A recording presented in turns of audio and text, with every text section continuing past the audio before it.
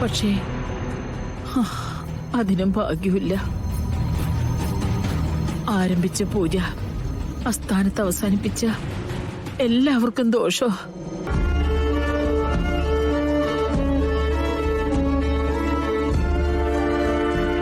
മോനെ, നിന്നോട് എങ്ങനെയാണ് മാപ്പ് ചോദിക്കേണ്ടതെന്ന് മുത്തശ്ശിക്ക് അറിയില്ല. ഈ നിൽക്കുന്നവരിൽ നിന്നും ആരെയാണ് മുത്തശ്ശിക്ക് വിട്ടുകൊടുക്കാൻ പറ്റുക?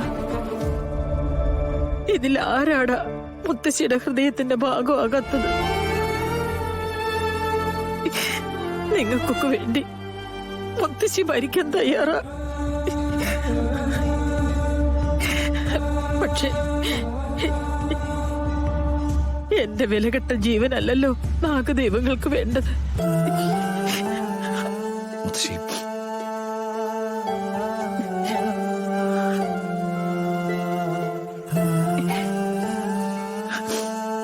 പ്രതിവിധി എന്തെങ്കിലും ഉണ്ടെങ്കിൽ ചെയ്യണം. സർപ്പബലി അവസാനിപ്പിക്കണം എന്ന് കരുതിയ പോയത്. പക്ഷെ സിദ്ധനും പൂജാരിയും എന്താ പറഞ്ഞെന്നറിയോ? അങ്ങനെ അത് വേണ്ടെന്ന് വെച്ചാല് എന്റെ മോനെ, നിനക്ക് അകാല മൃത്യുവാണ് ഫലം.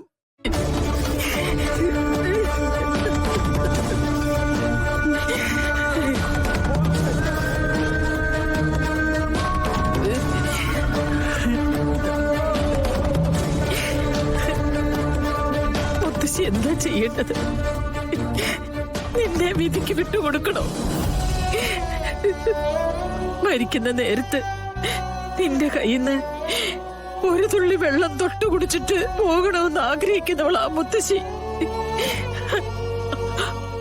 എനിക്ക് നിനക്ക് ദോഷം വരുത്തുന്ന ഒരു കാര്യം ചിന്തിക്കാൻ പറ്റുവോടാ?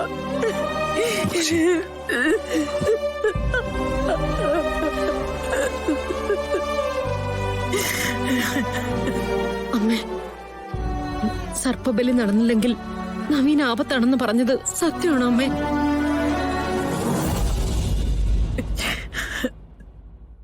സത്യം.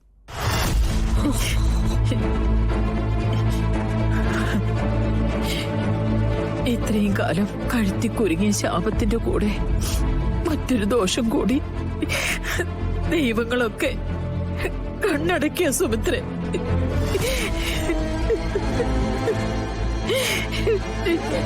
എന്റെ മോൻ.